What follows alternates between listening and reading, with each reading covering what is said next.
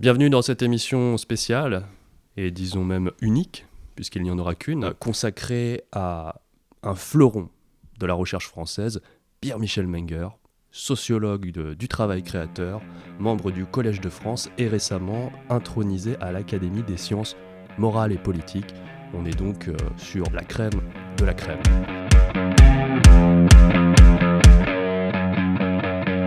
Pour présenter le travail de cet éminent chercheur, nous sommes aujourd'hui 3 travailleurs de la création et militants. Ici, à l'extrême gauche, Maël, au centre, Mélio, et à droite, c'est un hasard, Aurélien. Bienvenue et bonne émission.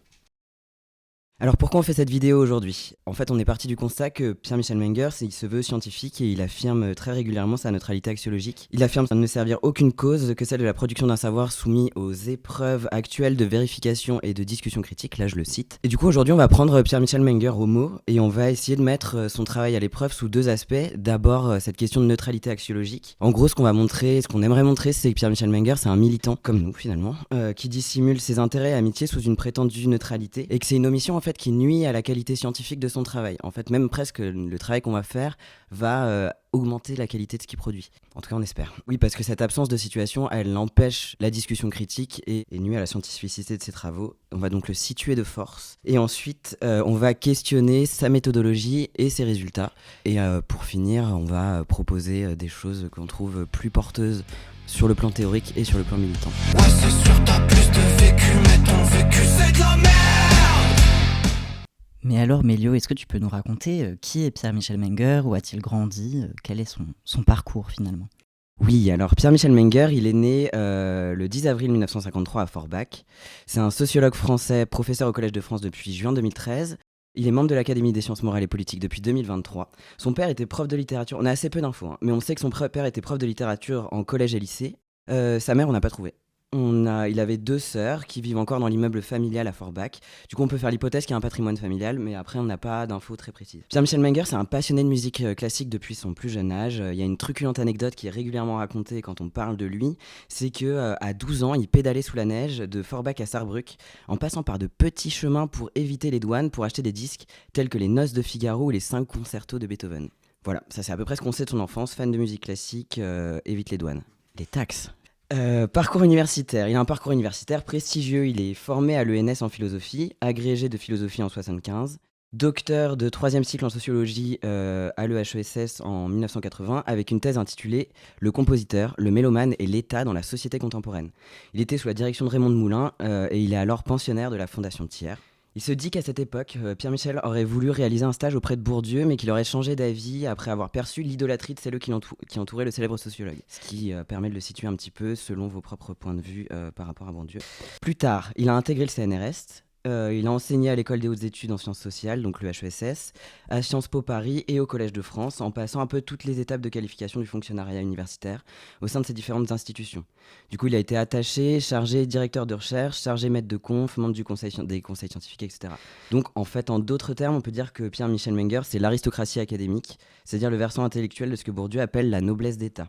Pierre-Michel Menger, c'est aussi quelqu'un qui est fonctionnaire et donc il est en salaire à vie depuis l'ENS, donc depuis ses 20 ans. Il a une formation de philosophie à l'origine et ses propos ils s'articulent entre une pseudo-sociologie, philosophie, économie et quelques notes de poésie.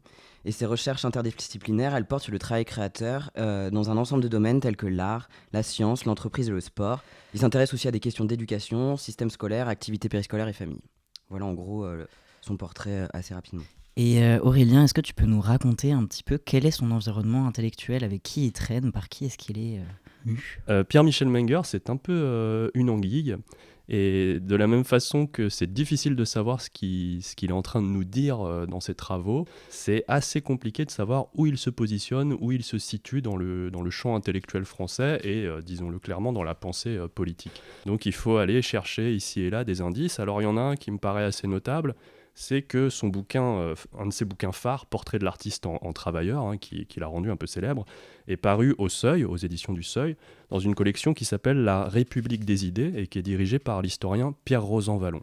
La République des idées, donc, c'est une collection de livres, mais c'est aussi un groupe de réflexion.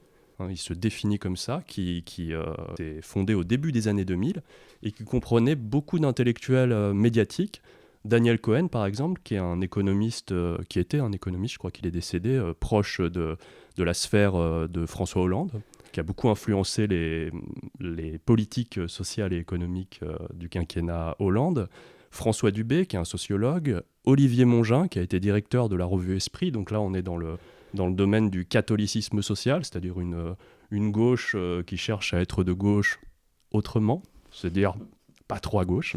Ou encore Laurent Bouvet, qui a fondé, qui est connu pour avoir fondé le Printemps républicain, donc cette espèce de cercle d'influence laïcard qui a viré clairement au racisme islamophobe au milieu des années 2010. Donc on est ici, dans la République des idées, dans un courant de pensée qui a clairement justifié le tournant néolibéral du Parti socialiste à partir de la fin des années 90 et surtout dans les années 2000. Donc une gauche libérale qui est fondamentalement plus proche de Raymond Aron, qui a été le grand penseur de la droite française, que de la tradition social-démocrate. Le combat intellectuel anticommuniste est au cœur de cette pensée qui prend l'ascendant au cours des années 90, au moment où Pierre-Michel Menger accède au rang de chercheur d'élite, puisque c'est à ce moment-là qu'il devient directeur d'études. Au même titre qu'avant lui des intellectuels comme François Furet ou Robert Castel, Menger représente un centre-gauche dont la seule obsession est de liquider la lutte de classe comme analyse de l'histoire, sous couvert de scientificité. La traduction politique de ce courant de pensée, clairement, c'est Jacques Delors dans les années 80, les réformes rocardiennes de la protection sociale dans les années 90 et la CFDT, en gros. Et puis, je terminerai en disant que c'est quelqu'un qui mobilise souvent des chercheurs anglo-saxons. Il a un peu un kink anglo-saxon. Donc ça peut être des économistes, dont certains vraiment orthodoxes, comme Robert Merton ou Sherwin Rosen, mais ça peut être également des chercheurs sur l'industrie créative. Son livre préféré en la matière, c'est celui de Richard Caves, qui s'appelle Creative Industries. Donc voilà, un petit kink d'outre-Atlantique. Alors, chers camarades, Pierre Michel, c'est quelqu'un qui a accédé aux postes universitaires les plus prestigieux, et c'est tout naturellement quelqu'un qui a été multi-récompensé. Absolument, parce que donc il fait partie de l'élite et donc on le symbolise, on le signifie. Il a eu la médaille d'argent du CNRS en 1999. Il est aussi chevalier des arts et des lettres. Il fait partie de 2 académies, dont l'Academia Europea, qui cherche à promouvoir l'excellence dans la scolarité. Il a été aussi récemment installé à l'Académie des sciences morales et politiques. Donc le 19 mai 2025, tout récemment, il a été couronné sous la coupole. C'est une académie où les membres sont élus par leurs pairs selon leur mérite personnel. Il y a aussi notamment Bernard Arnault à la section économie politique, statistique et finances, ou encore Alain Duhamel, section histoire et géographie. Voyez surtout dans la remise de cette épée un signe bien présent et bien vivant de l'estime et de l'admiration que tous vos amis qui sont réunis ici vous portent et que je me permets d'exprimer en vous la remettant.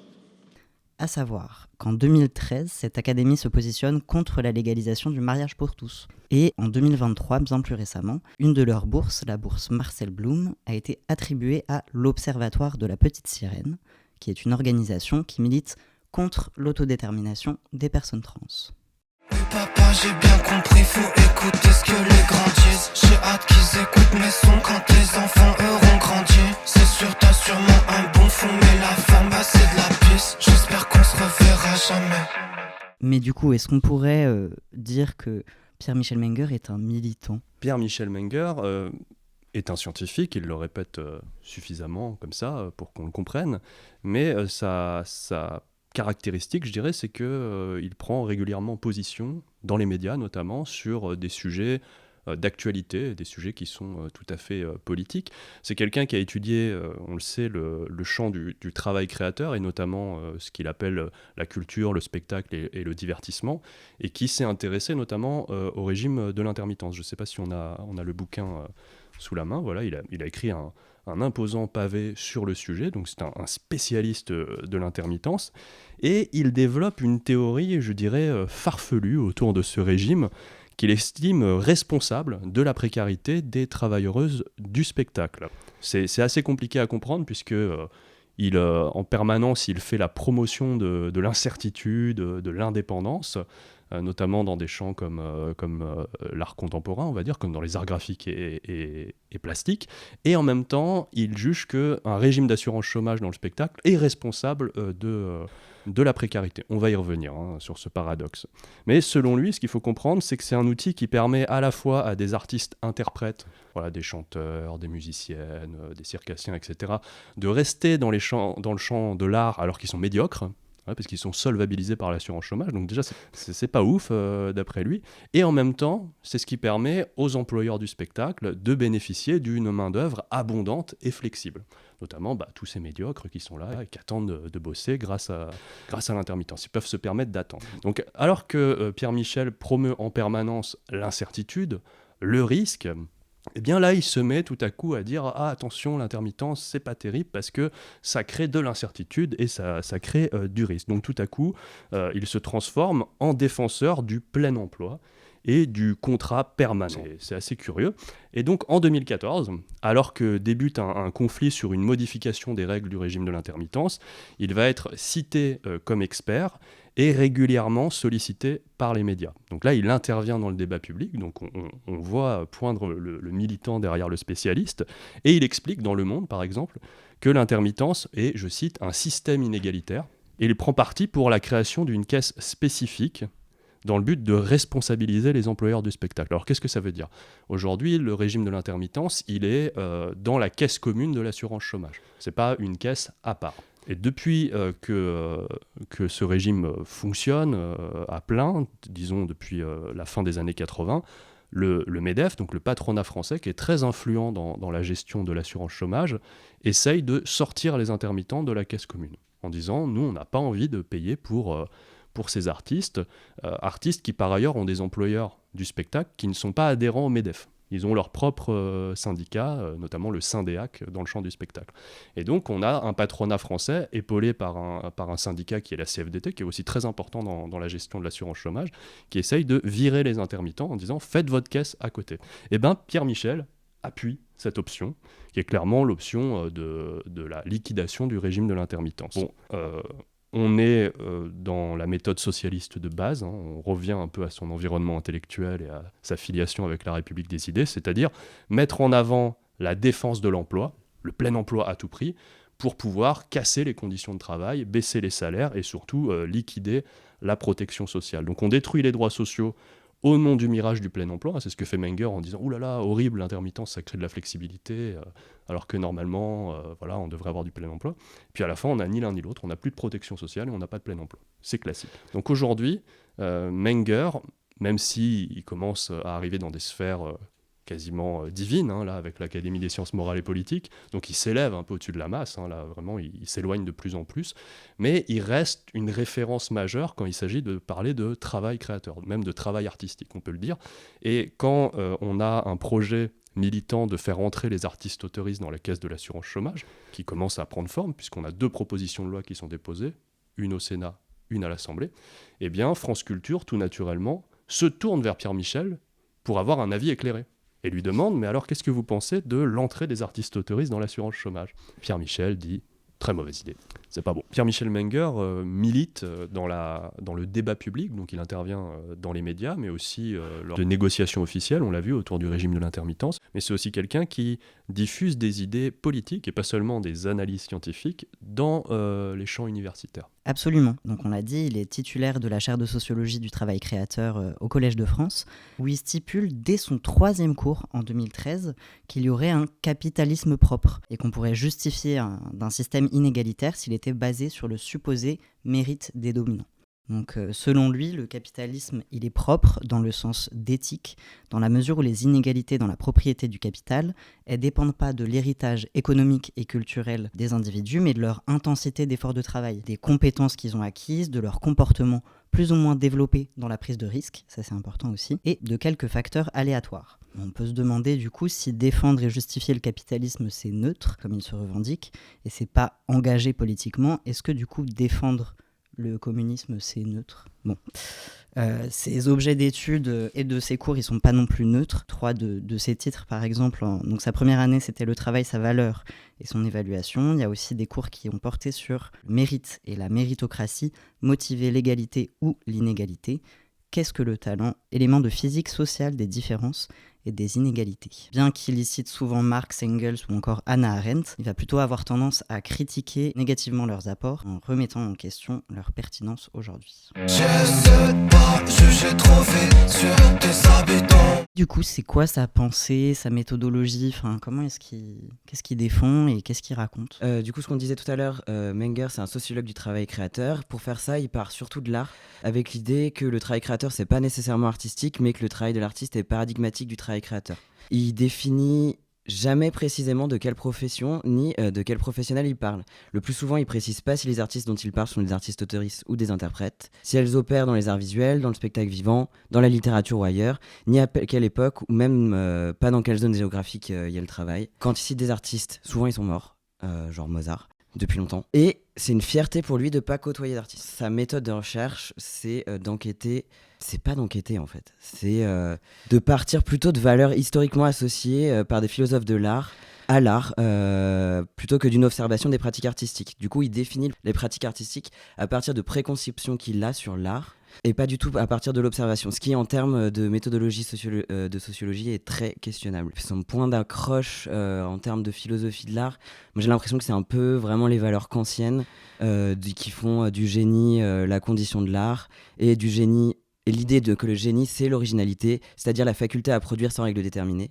Et ça, du coup, il part de ces trucs-là il définit. Il n'y a pas un moment où il dit, moi, je pars de ça, pour moi, l'art, c'est ça, et je vais partir de ça pour définir la pratique artistique. Mais on le sent, en lisant ces textes, on sent que c'est ça, que c'est de ça qu'il part. Dans cette idée, dans l'imaginaire de Menger, les pratiques artistiques et le travail créateur dont elles procèdent, dans leur globalité, elles ont en commun de résulter d'une recherche de l'invention originale et de l'innovation. L'idée d'innovation, elle est super importante. J'ajouterais que ces deux notions qui sont toujours posées hors de tout contexte, ce qui a pour effet de les universaliser.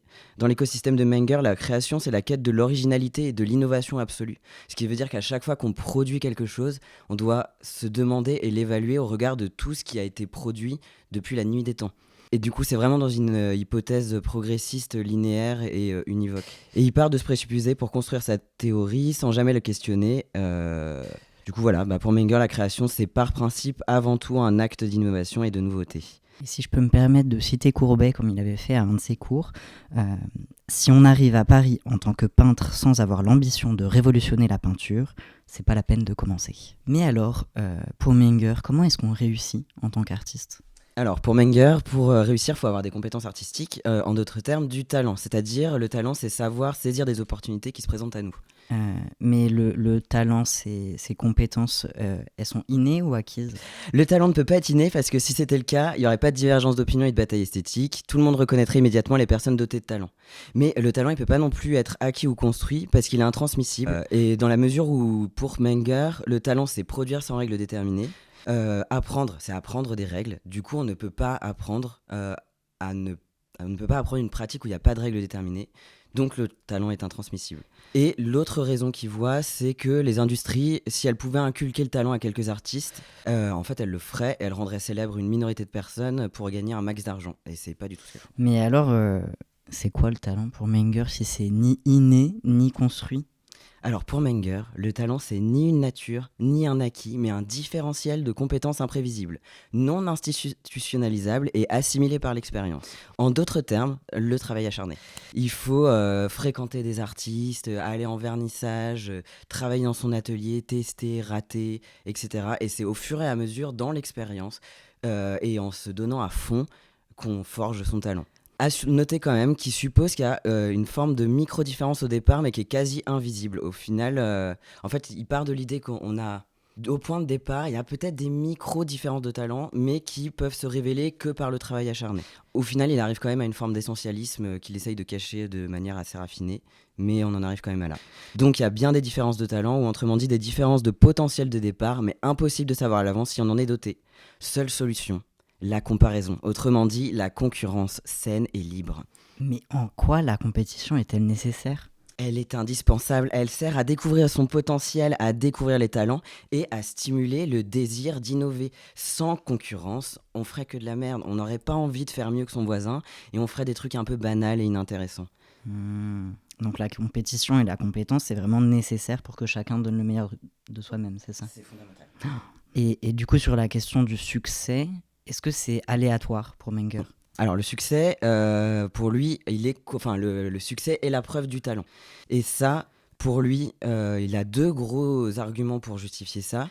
Il dit que si c'était décorrélé, on ne pourrait pas comprendre la grande reconnaissance accordée à quelques chefs-d'œuvre de l'art de façon universelle. Par exemple, la Joconde, universellement, tout le monde est d'accord pour dire, c'est un incroyable chef-d'œuvre, Léonard de Vinci est un génie, et ça, le fait qu'on soit universellement d'accord, c'est la preuve de l'objectivité de l'évaluation.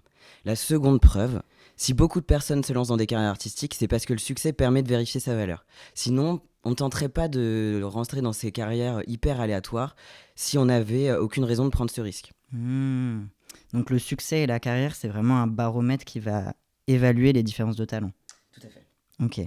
Mais du coup, si on réussit pas, c'est notre faute. C'est pas la faute d'un système ou de déterminants. Du coup, c'est de la sélection naturelle. C'est pas une hégémonie et des rapports de pouvoir. C'est une hiérarchie juste. D'accord. Mais alors, cher camarade, c'est quoi être artiste pour Menger ? Eh bien, c'est s'épanouir dans un travail indépendant. En fait, Menger, il va faire une distinction très importante entre le travail-labeur, qui est nul parce qu'on réalise les pensées d'un autre, voilà, on innove en rien du tout, et le travail expressif, ou alors l'expressivité dans le travail, qui permet là donc de se réaliser en tant qu'individu, d'agir sur le monde pour le comprendre. C'est aussi une activité qui est non routinière, où on va se former en permanence, on apprend constamment et on y trouve surtout du sens et beaucoup de satisfaction. Et du coup, ce travail indépendant, est-ce que ça implique une forme de modèle économique particulier ? Comment ça s'organise ? En fait, le travail indépendant, le statut d'indépendant, c'est vraiment le modèle économique qui permettrait le plus de liberté dans la création. Ce serait le modèle le plus radical.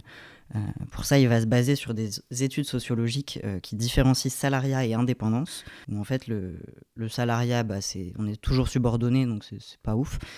Mais par contre, l'indépendance, c'est des endroits où on se sentirait le plus libre, où les individus se sentiraient le plus libres parce que non contraints hiérarchiquement. Et être artiste, c'est être autonome. C'est donc le métier le plus épanouissant. Mais est-ce qu'il n'y a pas quand même quelques petits risques dans l'indépendance ?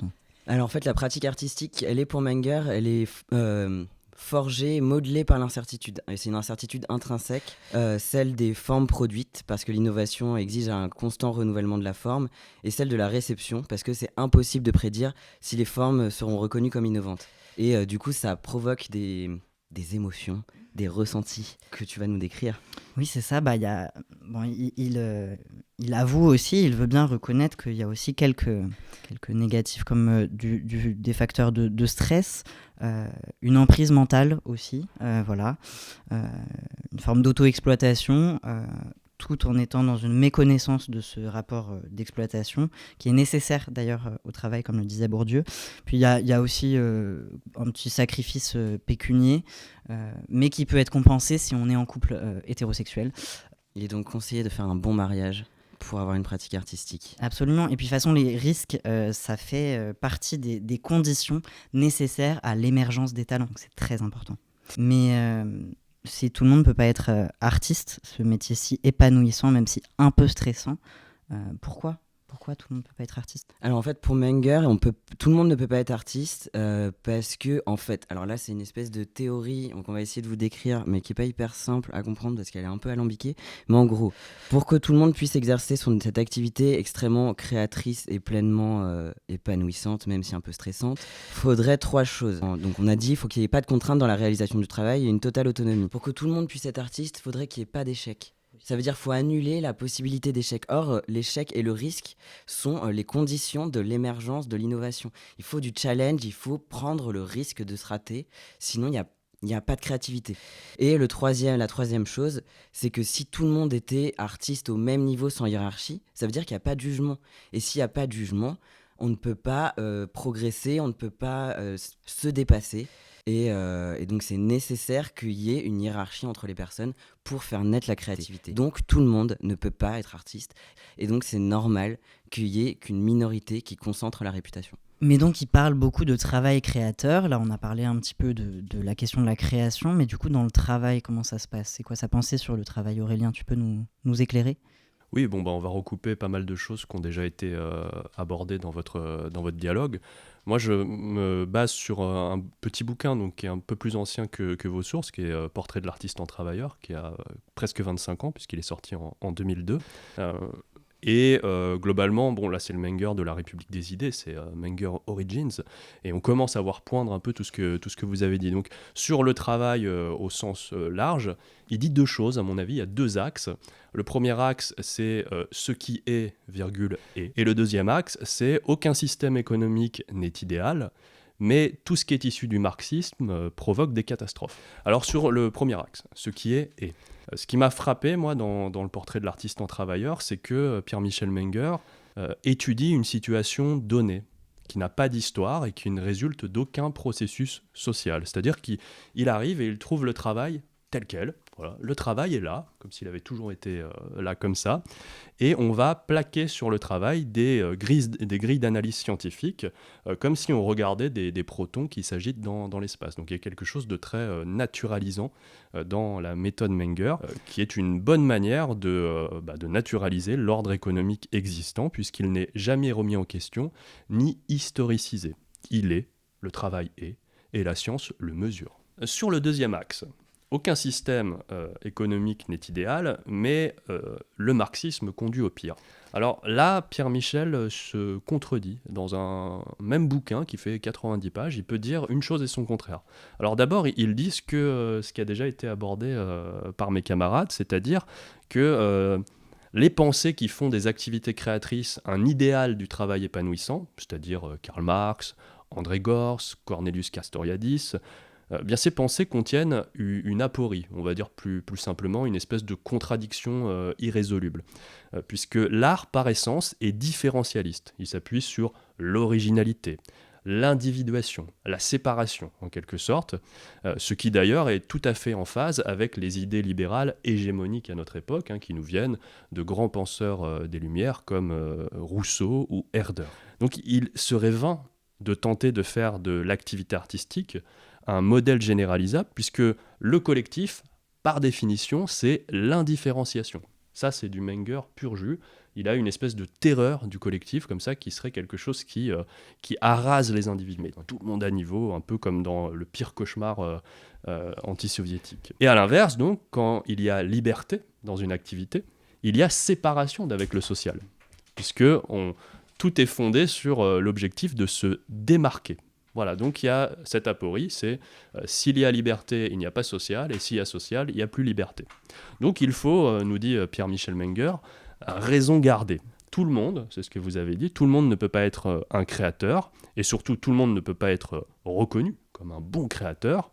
Donc il faut trouver le bon dosage entre individuation et socialisation. Donc là, on est dans une pensée modéré, typique de la deuxième gauche, c'est-à-dire du social-libéralisme, du christianisme social et de tout ce qui a fait partir le PS dans le décor. Voilà. Donc Menger se méfie du collectif. Il a un monde, et ça vous avez commencé à le dire, il a un monde qui est très clivé, avec d'un côté un trio, subordination, collectif, sécurité, et de l'autre, bien séparé, liberté, individu, incertitude. C'est bien séparé. Et par conséquent, au-delà de sa position très modérée, très prudente, il est donc amené à un moment donné à prendre parti, c'est-à-dire à choisir un des côtés. Et comme il a très peur des dispositifs collectifs, c'est sa terreur suprême, eh bien, il va choisir le côté liberté, insécurité, individualité. Et donc il explique que le pilotage du travail par les compétences, c'est-à-dire par les savoirs, les savoir-faire, les savoir-être propres à chaque individu, eh bien ce pilotage est supérieur au pilotage par la qualification. La qualification qui est une décision issue de la délibération collective. Pourquoi ? Parce que les compétences sont mieux adaptées à une économie dynamique, évolutive et instable. Je rappelle qu'il écrit ça au tout début des années 2000, donc au moment où la France est en train de prendre le tournant néolibéral. qui arrive un peu plus tard que dans le monde anglo-saxon. Pierre-Michel Menger promeut donc l'individualisation des compétences et la responsabilité du travailleur ou de la travailleuse, ce qui revient in fine, et il le dit en des termes quasiment similaires finalement, à promouvoir le salaire capitaliste, c'est-à-dire le salaire qui est déterminé par des compétences vendues sur un marché, typiquement la rémunération des indépendants, contre le salaire à la qualification qui lui est déterminé par la délibération collective. Et là, il est plus du tout modéré, tout à coup. Donc il se contredit quelque part, puisqu'il vient de nous dire tout le monde ne peut pas être artiste, et en même temps, tout l'objet du bouquin Portrait de l'artiste en travailleur, c'est de nous dire que la condition artistique, qui est caractérisée par la différenciation, le risque et la concurrence, c'est l'avenir du travail. C'est comme ça que le travail va muter. Alors attention, Pierre Michel n'est pas du tout quelqu'un qui prend des positions politiques, c'est un scientifique. Il ne fait qu'étudier scientifiquement une évolution naturelle du travail. Alors d'où elle vient, on ne sait pas, des forces du cosmos, des choses assez telluriques qui font que le travail évolue. Et lui, il constate tout simplement que le travail est en train d'évoluer dans ce sens, et donc il va falloir s'adapter. Enfin, en tout cas, on va par la force des choses s'adapter, et c'est la compétence, le travail indépendant, la flexibilité, l'agilité qui vont devenir absolument déterminants. Et quoi de mieux pour s'adapter que d'adopter, on va dire, un penchant artistique, un penchant arty, presque bohème. Alors je dirais pour finir sur le travail que Menger, je trouve en tout cas, est moins attaché à promouvoir le libéralisme économique et la dérégulation de la sphère du travail qu'à démontrer que tout processus de socialisation de l'économie, de contractualisation politique de la valeur, est à la fois inefficient sur le plan politique, anthropologiquement néfaste et finalement peu désirable. Voilà, donc c'est pas tant qui dit « Ah, le libéralisme, c'est top » et tout, il n'en fait pas trop là-dessus, mais il procède plutôt par une voie détournée, c'est-à-dire à la fois il va observer de façon très neutre tout ce qui est un peu évolution libérale en disant « Oh, bah c'est comme ça, je ne fais qu'observer ». Je ne prends pas parti, mais par contre sur la partie plus socialiste, communiste, marxiste, alors là par contre il dit ça marche pas, c'est scientifique, regardez, ce n'est pas du tout adapté aux évolutions du travail. Ce qui me fait dire qu'en matière de travail, Pierre Michel est plus un penseur anticommuniste qu'un idéologue libéral. Fais ta ronde avec moi, mais devant ton patron tu la fermes. Tu vas me ramener à la raison, me faire aimer le système. Je pensais jeter du PQ sur ta maison, mais j'ai trop la flemme. Aurélien, est-ce que tu peux nous raconter un peu comment est-ce que tu es arrivé à découvrir Pierre-Michel Menger et pourquoi est-ce que tu t'es intéressé à sa pensée ? Alors d'abord, j'ai découvert Pierre-Michel Menger en l'évitant, avec un L'. En 2020, j'ai sorti un bouquin qui s'appelle Notre condition, essai sur le salaire au travail artistique, que j'ai écrit donc au cours de l'année 2019. Et à l'époque, la grande référence centrale sur le travail artistique, c'était Pierre-Michel Menger. Donc on m'en avait dit quelques mots pas tout à fait flatteurs, qui me laissaient entendre que c'était pas tout à fait le même angle politique. Et donc j'ai tenté, pendant la rédaction de Notre condition, d'éviter Menger pour ne pas être écrasé par sa stature. Bon, professeur au Collège de France, spécialiste éminent, convoqué par tous les médias sur la question du travail artistique, je voulais pas être trop bridé, disons, par son autorité. Voilà. Donc j'ai fait ça au risque évidemment de me planter et de passer pour un tocard, clairement, en découvrant plus tard le travail de Menger. Le livre est sorti et j'ai été amené à le défendre dans différents endroits, par des prises de parole, par des articles, et je ne lisais toujours pas Pierre-Michel Menger. J'ai quand même vu 2-3 choses, puisqu'il intervient dans le débat public, notamment sur la question de l'assurance chômage pour les artistes auteuristes, et j'ai eu la confirmation que c'était pas tout à fait un camarade politique. Et très récemment, fin 2024, je me suis retrouvé sur une table ronde à l'INHA, l'Institut National d'Histoire de l'Art, avec Pierre Michel. Et donc, ça y est, j'étais confronté à Menger. Et ce qui m'a marqué, c'est le caractère insaisissable du personnage. C'est-à-dire qu'effectivement, il arrive avec toute sa stature scientifique et académique, et il assène des choses, disons, on sent bien qu'il n'est pas tout à fait d'accord avec nos positions, mais on ne comprend pas très bien où il essaye de nous mener. Et ça a attisé ma curiosité, et ça m'a un peu chauffé. Alors, camarades, Qu'est-ce qui t'a amené à découvrir Pierre-Michel Menger et à vouloir travailler un peu sur lui? Et bah, moi, j'ai fait donc une formation en école de beaux-arts à Lyon et je faisais de la critique institutionnelle. Je travaillais sur le travail et sur les conditions de formation en école. Et en fait, je suis tombée sur Pierre-Michel Menger parce que quand on cherche travail de l'art, à ce moment-là, en fait, il y avait très peu de choses qui existaient encore, qui étaient publiées. Et du coup, en voyant Pierre-Michel Menger qui avait sorti des livres donc, comme Portrait de l'artiste en travailleur, je me suis dit, c'est un camarade, c'est sûr. Donc je me suis mis à écouter énormément de ses conférences, surtout. J'avais pas lu, mais j'ai écouté beaucoup de ses conférences et il y avait des choses intéressantes. J'arrivais à relier avec quelques expériences que j'avais, mais bon, c'était pas forcément hyper des grandes révélations. Mais surtout, j'arrivais pas à positionner son propos parce qu'il y avait des grandes formules et j'arrivais pas à savoir si c'était en fait vraiment un camarade ou pas. Parce qu'en fait, il y a quelque chose de très énervant chez Menger, c'est qu'il a vraiment toutes les clés en main. Quand on écoute ses cours au Collège de France, c'est pas toujours n'importe quoi. Parfois, c'est simplement de la socio et c'est plutôt vrai. Mais le type est tellement antimatérialiste, profondément, c'est presque une conviction morale à ce point-là, qu'il va développer tout un discours pour contrer des pensées communistes, mais sans jamais expliciter vraiment pourquoi. C'est juste mal, et le bien, c'est le libéralisme. Je comprends pas comment tu peux partir de Arendt et Marx pour arriver à être contre l'intermittence et la continuité de revenus. Et toi, Méliot, comment tu l'as découvert ? Moi, je suis artiste aussi. J'ai fait les beaux-arts et j'ai repris des études il y a quelques années en faisant une enquête sur les artistes qui arrêtent l'art contemporain. Et du coup, là, je suis rentré à l'EHESS et j'ai un peu découvert les sciences sociales, etc. Et dans mes premières références, comme j'ai étudié les artistes qui veulent arrêter l'art contemporain, je me posais les questions du travail, de l'organisation du travail, etc. Et j'avais aussi ce vocabulaire de l'artiste est un travailleur, etc., qui me venait d'Art en grève. Du coup, Pierre-Michel Menger, c'est le premier sociologue sur lequel je suis tombé pour parler de travail de l'art. Et je me suis dit, quand j'ai vu sa bibliographie, et que j'ai vu qu'il avait écrit Portrait de l'artiste en travailleur, je me suis dit, c'est super, enfin quelqu'un qui parle de l'artiste comme d'un travailleur ou d'une travailleuse.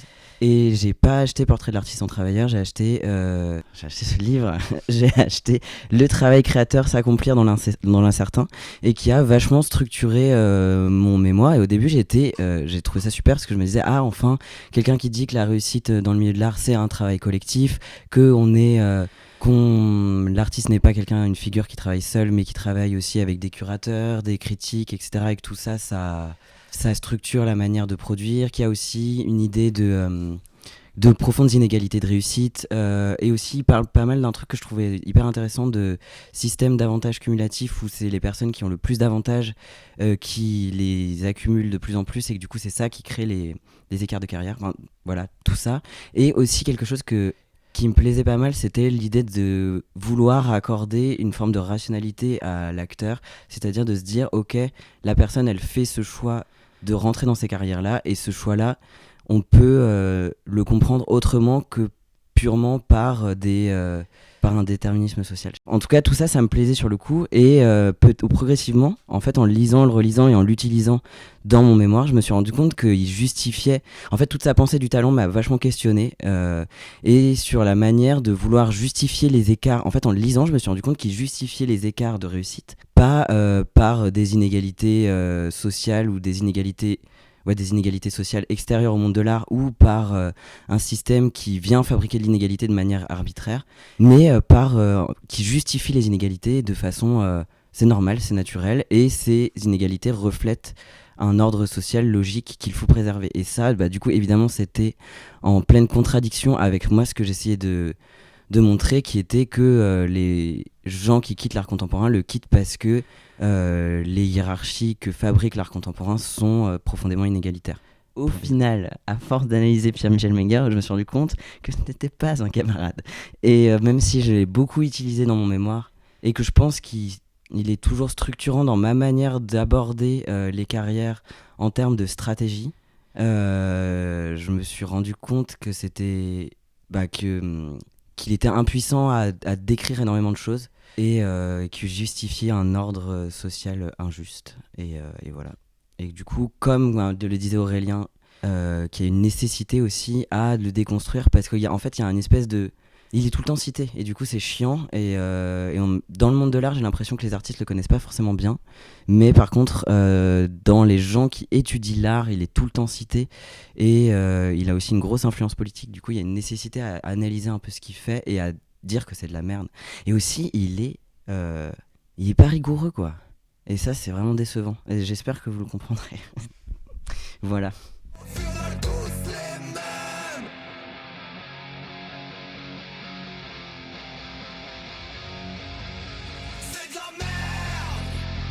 Qu'est-ce qui rend cette vidéo si urgente? Qu'est-ce qui fait que Pierre-Michel Menger est finalement politiquement nocif? Il y a plusieurs raisons pour lesquelles il est nocif.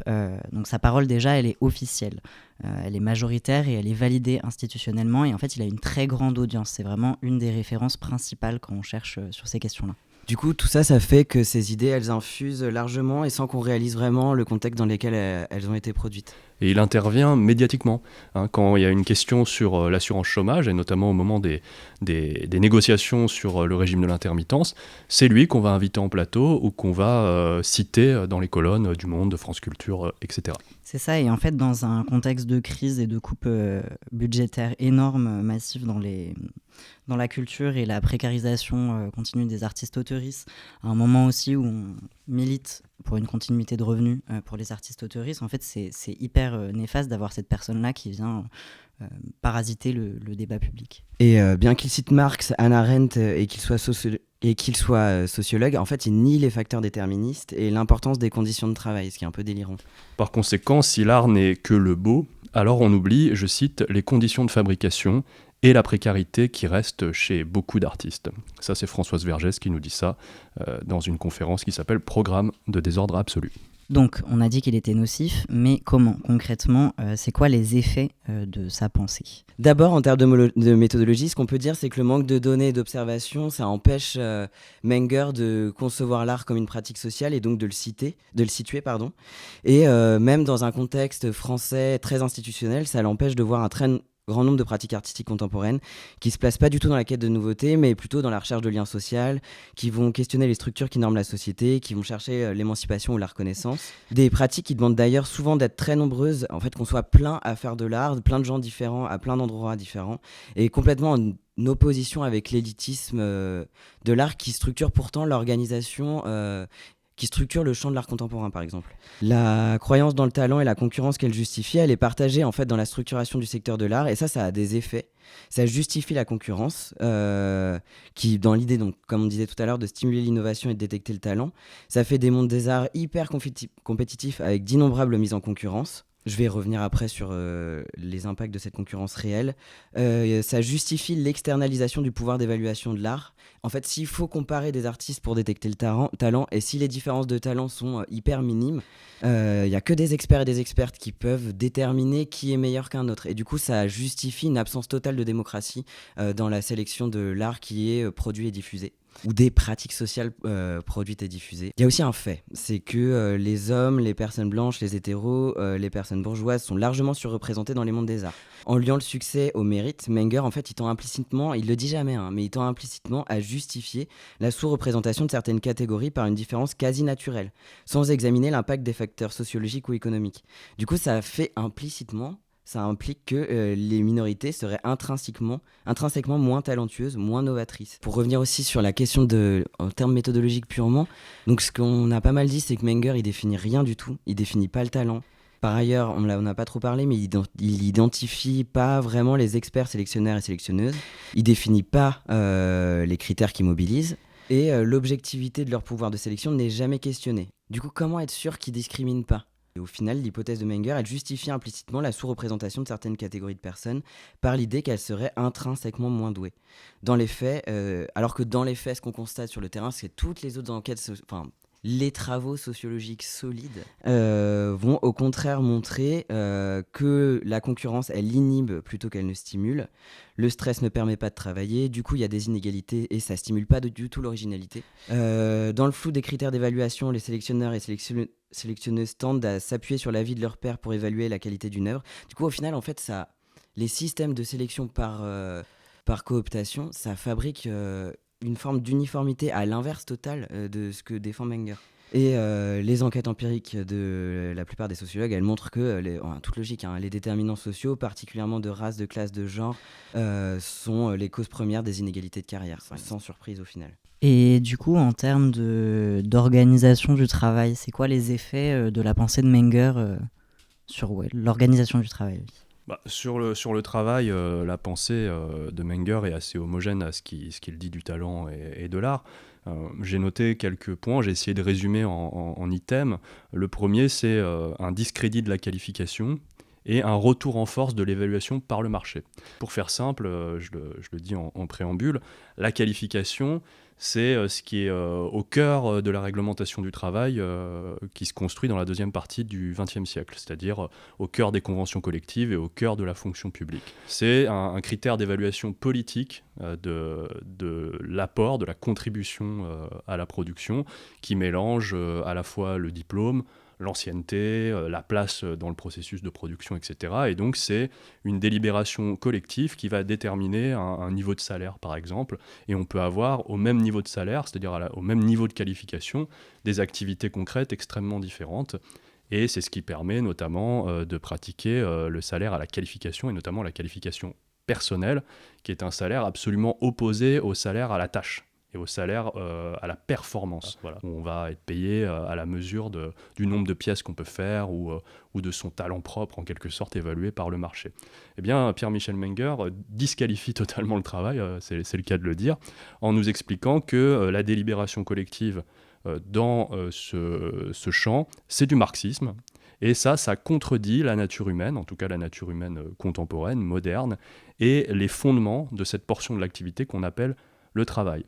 Et donc, fort logiquement, on va, si on le suit, promouvoir les compétences et l'évaluation individuelle par le marché. Et ça, encore une fois, c'est la concurrence généralisée dans le monde du travail. Mais ce qui est tout à fait logique avec sa promotion du modèle de l'indépendance et du talent individuel. Le deuxième item, je viens de le dire, c'est la promotion de la compétition. Les artistes, selon Pierre-Michel Menger, préfigurent les travailleuses du futur. Ils sont impliqués, ils sont agiles, ils prennent des risques, ils n'hésitent pas à être en rupture avec ce qui se fait. Mais tout le monde ne peut pas devenir un grand artiste. C'est naturel. Il y a une sélection et il y a des talents qui sont divergents. Donc cette analyse suppose finalement beaucoup de violence sociale. C'est une analyse qui suppose beaucoup de perdants. Et ça, c'est jamais assumé par Pierre-Michel Menger. C'est jamais même effleuré.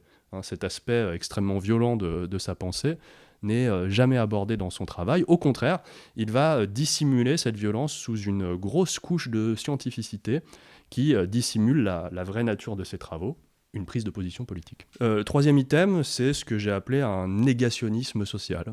Moi, j'y vais un peu fort, le mot est chargé, mais chez Pierre-Michel Menger, le travail n'est en aucun cas un théâtre de conflit. Il n'y a pas de conflit et de divergence d'intérêts. La lutte de classe n'existe pas puisque de toute façon, le capital n'est pas présent comme acteur dans la pensée de Menger. Alors, à la limite, il y a le conflit par la compétition, mais entre les individus, alors oui, ils sont en conflit, ils essayent tous d'atteindre le sommet de la hiérarchie dans le domaine qui est censé être le leur, mais par contre, le capital n'intervient pas. Il n'y a pas de lutte de classe. Autre item, ça découle un peu de ça, c'est la remise en question des droits sociaux. Pour Pierre-Michel Menger, le régime de l'intermittence, par exemple, c'est à la fois un bricolage qui est né de la volonté des artistes d'avoir le beurre et l'argent du beurre, c'est-à-dire à la fois la liberté et la sécurité. Vraiment, c'est des tartuffes, ces artistes, ils veulent tout. Et en même temps, c'est aussi un système qui est issu de la filouterie des employeurs du spectacle, qui veulent se décharger de leurs responsabilités sur les vrais employeurs qui gèrent la caisse d'assurance chômage, c'est-à-dire sur le MEDEF. Donc là, il fournit clairement des arguments clés en main à la mise en cause du modèle de l'intermittence. Il les fournit à qui ? À l'alliage MEDEF-CFDT qui remet en permanence en question les règles de l'assurance chômage. Il nous dit donc que l'intermittence augmente la concurrence. Alors ça, c'est un truc qui n'est jamais démontré, qui est absolument stupéfiant, et que ce régime constitue une exception chelou dans le paysage institutionnel français. Donc ça, c'est une analyse absolument lapidaire, sans fondement, et qui peine à masquer son hostilité au régime existant. C'est-à-dire que là, elle affleure en permanence. Dès qu'il parle d'intermittence, il est très sarcastique, très moqueur. On sent vraiment qu'il rage contre ce truc. Alors on peut lui rappeler qu'il n'y a pas que des régimes pour les employés intermittents du spectacle. Il y a aussi des régimes pour les salariés intérimaires, pour les dockers, pour les marins-pêcheurs. On en revendique un pour les artistes-auteuristes. Enfin, c'est pas vraiment une bizarrerie, quoi. C'est quelque chose d'assez commun, finalement. Et puis, on peut aussi lui rétorquer qu'on connaît des artistes qui sont en situation de concurrence absolue, qui n'ont pas de régime de l'intermittence, les artistes-auteuristes, et qu'on voit mal pourquoi, par conséquent, il y a plus de concurrence chez les créateurs et créatrices que chez les interprètes, alors que les interprètes ont une assurance chômage qui, selon Menger, est la cause de tous leurs problèmes. Ça, c'est un truc qu'il n'étudie pas. Mais d'ailleurs, il ne fait même pas la différence, finalement, entre auteurice et interprète. Et puis enfin, le dernier item, c'est celui qui coiffe un peu tous les autres, c'est la naturalisation d'une lecture néoclassique de l'économie et du travail. Chez Pierre-Michel Menger, rien ne sert de tenter une intervention politique, puisque c'est anti-scientifique, puis ça n'apporte que des problèmes. Bah oui, puisque le travail il est comme ça. Puis s'il évolue, c'est une évolution naturelle. Vouloir le changer, c'est aller contre le cours de cette espèce de biologie sociale. J'arrive plus à compter le nombre de conneries que t'as dit depuis le début. Au lieu de renifler les nôtres, tu ferais mieux de sentir ton cul. Mais alors, que propose-t-on ? Après tout ça, ce qu'on s'est dit, c'est qu'il fallait un peu construire une pensée critique du travail créateur en distinction de celle de Pierre Michel et ses confrères. Avec cette idée que dire travail créateur ne suffit pas pour construire une pensée critique et de gauche. Là, il faut vraiment partir du postulat que l'art ou les arts sont des pratiques sociales, que le secteur artistique est un secteur de production comme un autre, et il faut avoir une approche matérialiste du travail artistique, c'est-à-dire penser les rapports de pouvoir, qui possède les moyens de production, qui décide de l'organisation et de la finalité du travail, etc. Mais du coup, le travail créateur, le travail indépendant, comment ça fonctionne ? Alors, Pierre-Michel Menger parle du travail créateur, mais essentiellement dans la sphère du spectacle. Et quand on le lit, en tout cas je trouve, je ne sais pas ce que vous en pensez, on pense surtout à des artistes interprètes, c'est-à-dire aux gens qui jouent la musique ou qui interprètent à l'écran, un personnage à l'écran. Or, le travail créateur, si on prend l'expression au pied de la lettre, c'est plutôt un autre type d'artiste qui le produit, et c'est les artistes auteuristes. Donc ça, c'est un autre statut et un autre régime social. Chez les artistes auteuristes, donc ça, c'est tous les travailleurs et toutes les travailleuses qui créent les œuvres. Donc on peut imaginer tous les secteurs de la création possibles, hein. Ce sont les écrivaines, les plasticiens, les performeuses, les peintres, les sculptrices, les scénaristes, les compositeurs, enfin bref, ça fait beaucoup de gens qui créent des œuvres dans tout domaine. Et ces personnes donc déclarent leurs revenus au régime des artistes auteuristes, qui est un régime de sécu. Et ces revenus sont de trois natures. Le premier type de revenu, c'est les droits d'auteur. Donc là, on est dans un revenu patrimonial, on est rémunéré parce qu'on est propriétaire d'une œuvre. Et si cette œuvre est exploitée sur un marché, eh bien, ce patrimoine nous rapporte une rente qu'on appelle couramment les droits d'auteur. Donc là, on est du côté de l'artiste petit propriétaire. Première condition, on va dire. Condition qui se mêle à la deuxième source de revenus que j'appelle moi les honoraires, c'est tout ce qu'on se fait payer sur facture, c'est-à-dire quand on va vendre une œuvre unique, on va faire une facture, mais on va également le faire quand on vend une conférence, une table ronde, un workshop, une intervention en éducation artistique et culturelle. Donc là, typiquement, on est dans le travail indépendant où l'artiste est payé à la pièce ou à la tâche, est payé à la performance en fait. Et ce travail indépendant que porte au nu Pierre-Michel Menger, c'est clairement le mode de rémunération canonique dans le capitalisme. C'est-à-dire on va être payé à la mesure de notre performance individuelle. Voilà. Et à chaque fois, on est payé. Il n'y a pas vraiment de régulation, si vous voulez. Ça se fait au bras de fer avec le payeur. En général, hein, pour l'immense majorité des travailleuses, nous sommes en position de faiblesse face à la partie payeuse. Et donc, on accepte les conditions qui sont en général une rémunération qui nous permet seulement de revenir à la tâche le lendemain, c'est-à-dire de reproduire tout juste notre force de travail. Voilà, ça c'est le travail indépendant, c'est quelque chose qui typiquement est hégémonique au 19e siècle. Et d'ailleurs, quand Marx parle de salariat en 1867, dans le livre 1 du Capital, c'est, si on analyse un peu, quelque chose qui est beaucoup plus proche de ce qu'on appelle aujourd'hui le statut d'indépendant que du statut aujourd'hui de salarié, qui inclut des droits infiniment variés et infiniment différents à l'heure actuelle. Et puis la troisième source de revenus pour les artistes auteuristes, c'est les aides à la création. Comme les deux premiers modes ne fonctionnent pas et qu'on n'a pas de droits sociaux de type d'assurance chômage, il faut venir, disons, boucher les trous en proposant des aides aux créateurs et créatrices qui sont donc incapables de subvenir à leurs propres besoins.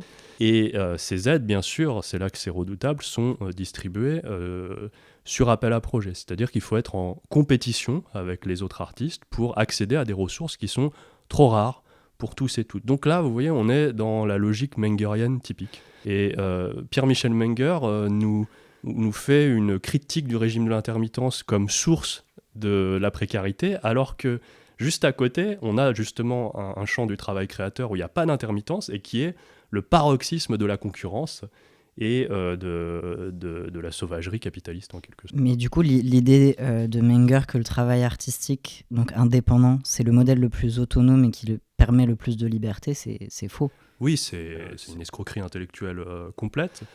On voit effectivement des travailleurs de la création qui sont subordonnés autrement, en quelque sorte. Alors à différents types de structures, que ce soit ce qu'on appelle les diffuseurs, c'est-à-dire les maisons d'édition, les centres d'art, les sociétés de production audiovisuelle, mais ça peut être aussi subordonné aux structures qui distribuent les aides, ou le mécénat, ou les bourses, mais également de plus en plus, vu qu'on tombe dans des dispositifs qui sont ceux de l'assistance sociale, comme le RSA, subordonnés aussi au conseil départemental qui dispose des leviers pour nous couper à sa guise le filet de sécurité minimum dont on bénéficie souvent à grand renfort d'épreuves, puisque c'est très compliqué en fait d'avoir le RSA et d'y rester, contrairement à la légende de droite. Donc on a des artistes qui en fait sont par un jeu de dépendance et de vassalité croisée, se retrouvent en fait extrêmement subordonnés et en plus de ça tenus de en permanence performer, c'est-à-dire de vendre des œuvres, des prestations, je ne sais quoi, des interventions pédagogiques en permanence pour ne serait-ce qu'atteindre un niveau qui, cumulé plus ou moins à des aides sociales, permet plus ou moins de survivre. Voilà, c'est ça la situation concrète. On donnera des chiffres un peu plus tard quand on parlera de nos solutions concrètes.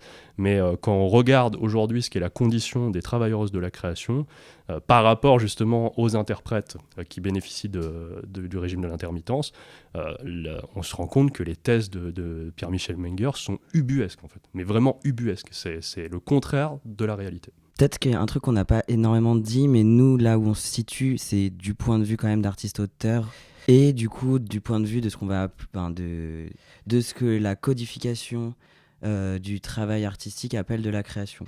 Et dans les faits, c'est un peu ce qu'on a dit un peu tout au fil de cette vidéo, l'organisation telle qu'elle est du travail artistique et du travail de création, dans ces secteurs-là, elle justifie à la fois des subordinations, comme tu viens de le dire, et des inégalités, et qu'à point d'être profondément sexiste, raciste, classiste et validiste, on ne peut pas considérer cette organisation juste et légitime.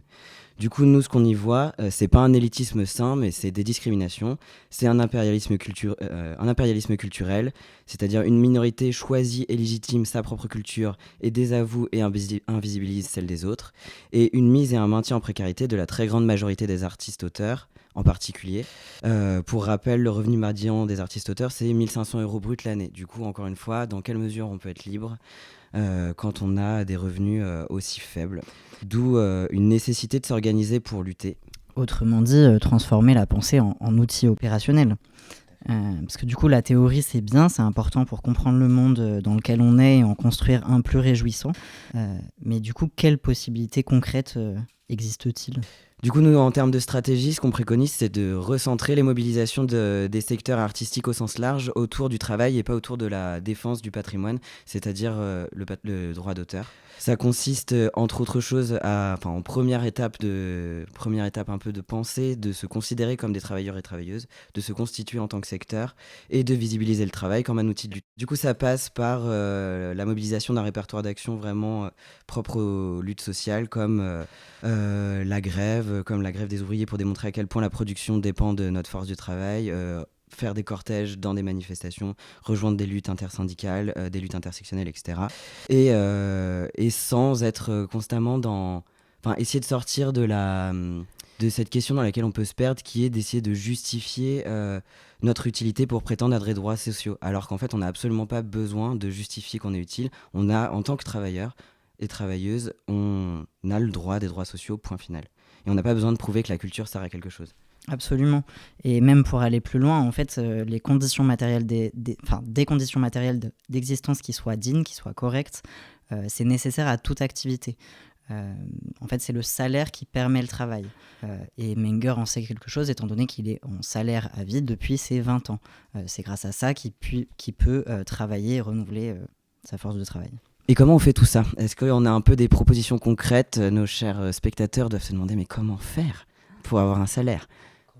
Alors il se trouve, camarades, que les travailleuses de la création ne sont pas que des données sur un papier qui agissent en fonction de leur intérêt particulier pour essayer de percer. Ce sont aussi des travailleurs et des travailleuses qui s'organisent, qui communiquent, qui se coordonnent et qui se syndiquent même. J'imagine que cette simple idée fait frémir Pierre-Michel Menger. Pourtant, c'est ce qui se passe. Et depuis quelques années, on a différentes organisations syndicales ou, disons, parasyndicales qui bossent ensemble pour élaborer une proposition de loi qui consiste à faire entrer les créatrices, c'est-à-dire toutes les personnes qui déclarent leurs revenus au régime des artistes-auteuristes, pour les faire entrer dans l'assurance chômage et obtenir quelque chose qui serait très voisin du régime de l'intermittence, mais pour une nouvelle catégorie de travailleuses. Nous partons du constat, qui ne relève pas de l'élucubration, du constat que la précarité et la concurrence sont maximum dans ce champ où n'existe pas l'assurance chômage, et qu'en offrant une continuité de revenus, puisque c'est ça que permet l'assurance chômage, à des dizaines de milliers de travailleuses de la création, on va au contraire abaisser la concurrence et permettre à plus de personnes d'entrer dans les champs professionnels, des personnes qui, à l'origine, ont un handicap social manifeste, et ça, c'est beaucoup de camarades, puisque ça peut être pour des motifs, disons, de classe, mais ça peut être aussi pour des motifs de genre, ou également des motifs racistes, clairement. Il y a beaucoup de barrières à l'entrée dans les champs professionnels. Il faut...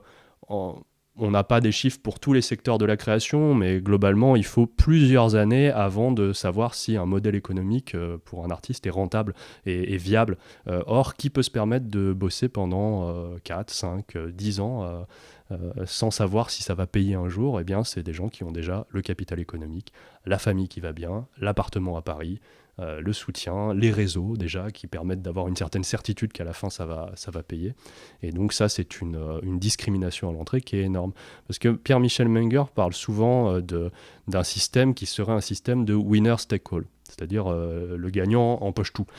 Mais dans l'idée des économistes qui utilisent cette expression, ça veut dire que les gens qui ont gagné la compétition empochent tout.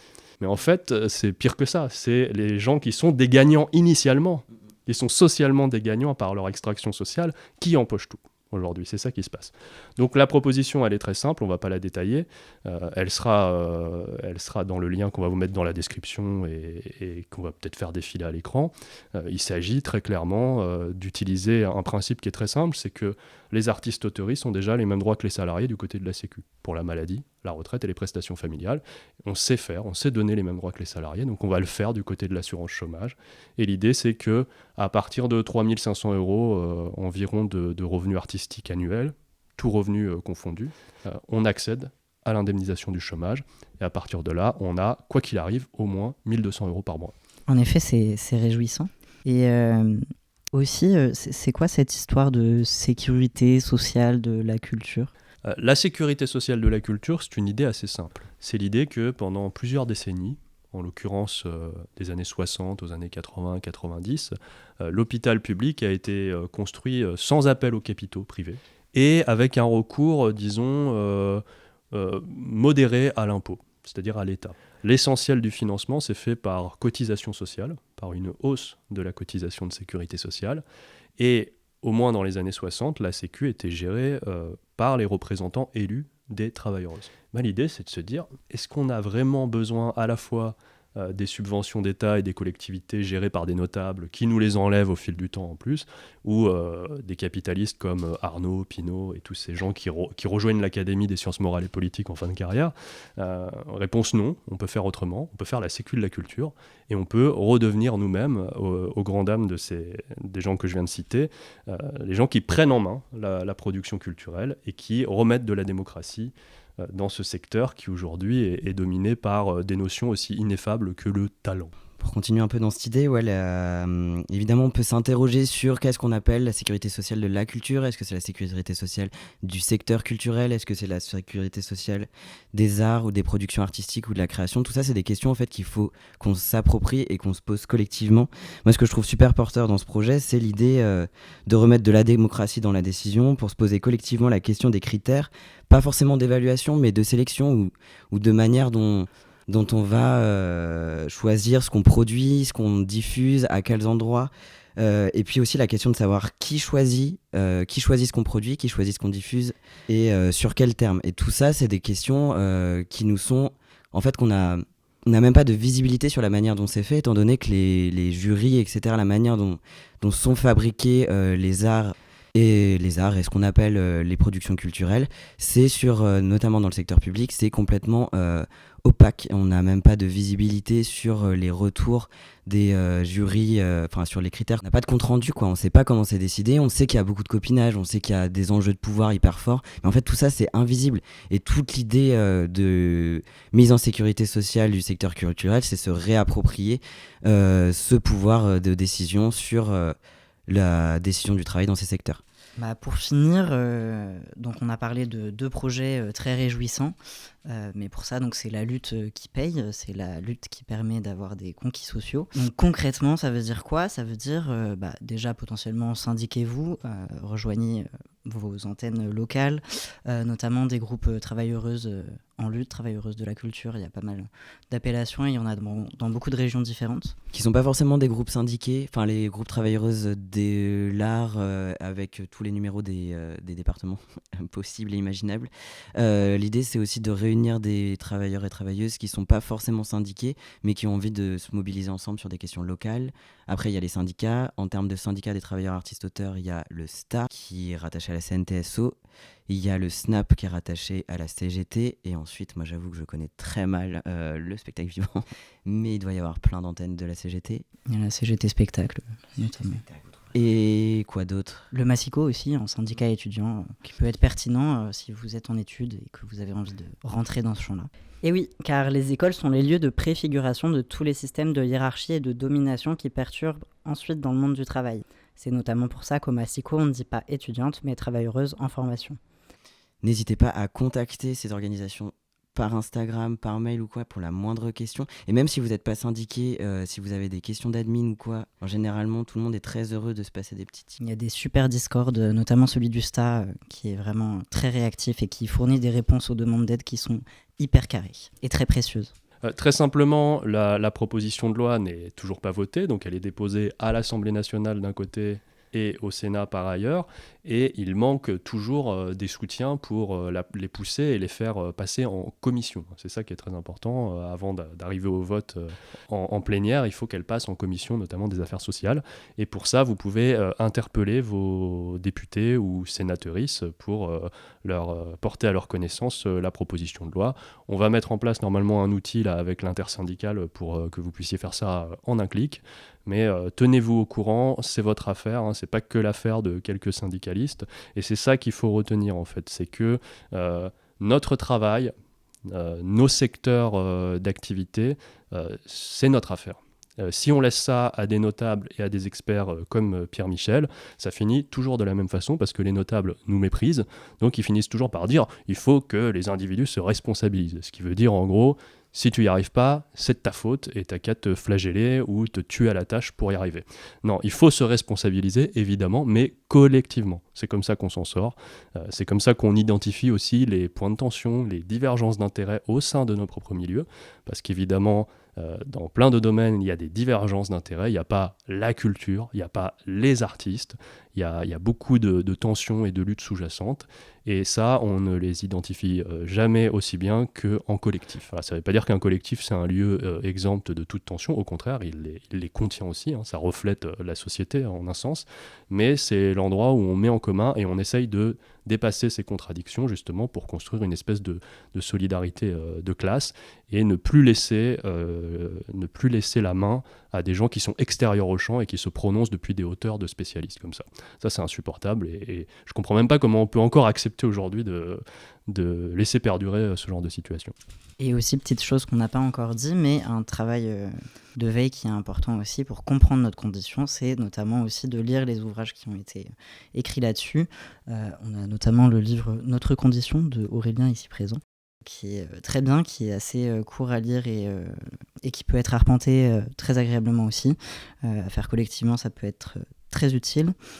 Sur le régime de l'intermittence, notamment pour comprendre aussi à quel point c'est la lutte qui permet de construire les statuts desquels on bénéficie ensuite. Il y a le livre de Mathieu Grégoire, Les intermittents du spectacle, Enjeu d'un siècle de lutte. Il y a aussi le nouvel esprit du capitalisme sur les évolutions du capitalisme au tournant des années 2000 de Luc Boltanski et Ève Chiapello. À propos du talent, il y a un numéro de la revue Agone, ouais, c'est ça, qui s'appelle, le numéro il s'appelle Sous le talent, la classe, le genre, la race, et c'est un recueil d'articles de sociologie qui sont hyper bien et qui permettent de placer pas mal d'observer comment les discriminations se matérialisent dans l'accès aux études artistiques, à différentes sphères professionnelles, etc. Et sur la sélection professionnelle dans les arts visuels, il y a l'enquête de Mathilde Provençal sur les jurys d'entrée en école de création. Elle s'appelle Artistes mais femmes, je crois, c'est son travail de thèse qui est hyper bien parce qu'elle regarde comment le critère d'originalité et d'innovation sont mobilisés par les jurys d'entrée en école d'art pour justifier des non-sélections sur des critères plutôt sexistes. Par exemple, une artiste qui va avoir une pratique féministe ou qui va avoir des références féministes va tout de suite être taxée de manquer d'originalité, de faire des choses extrêmement convenues, scolaires, etc. Donc elle montre comment en fait le critère d'originalité permet de cacher des formes de discrimination et une dépolitisation des pratiques. Un super livre qui est vieux, qui s'appelle Les mondes de l'art de Howard Baker et qui est trop bien. Il y a pas mal de choses de Menger que j'avais trouvé très intéressantes dans son livre. Sur le travail créateur, et au final, en lisant Les mondes de l'art de Baker, j'ai découvert qu'il avait tout pompé de Baker. Donc les parties intéressantes de Menger, ça vient de Baker et je vous le conseille, et c'est très agréable à lire. Faut juste pas prendre l'édition de poche qui vient de sortir où c'est écrit en polysuite et c'est horrible. Il y a une ressource très importante dont on n'a pas parlé, c'est le mémoire de Méliot, qui a récemment été édité chez l'Harmattan. Ça s'appelle « Les artistes peuvent-ils faire autre chose que de l'art ?» et c'est une enquête sociologique auprès d'artistes démissionnaires de l'art contemporain. En fait, c'est une mise en pratique très concrète de débunker le mythe de l'artiste. Et on a oublié un petit livre qui est celui de notre amie Julia Burtin-Zortea. Aujourd'hui, on dit Travailleuse de l'art, qui est un très bon point d'entrée, puisque c'est un tout petit manuel comme ça de quelques dizaines de pages qui parle d'un événement qui peut vous sembler tout à fait familier.